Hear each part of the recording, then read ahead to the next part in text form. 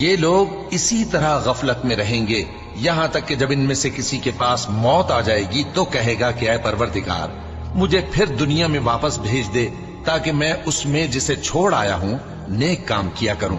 ہرگز نہیں، یہ ایک ایسی بات ہے کہ وہ اسے زبان سے کہہ رہا ہوگا اور اس کے ساتھ عمل نہیں ہوگا، اور ان کے پیچھے برزخ ہے جہاں وہ اس دن تک کہ دوبارہ اٹھائے جائیں گے رہیں گے۔ پھر جب سور پھونکا جائے گا تو نہ تو ان میں قرابتیں رہیں گی اور نہ ایک دوسرے کو پوچھیں گے۔ تو جن کے اعمال کے بوجھ بھاری ہوں گے تو وہی کامیاب ہیں، اور جن کے بوجھ ہلکے ہوں گے وہ لوگ ہیں جنہوں نے اپنے آپ کو خسارے میں ڈالا، ہمیشہ دوزخ میں رہیں گے۔ آگ ان کے چہروں کو جھلس دے گی اور وہ اس میں بد شکل ہو رہے ہوں گے۔ کیا تم کو میری آیتیں پڑھ کر نہیں سنائی جاتی تھیں؟ پھر تم تو ان کو جھٹلائے ہی جاتے تھے۔ وہ کہیں گے اے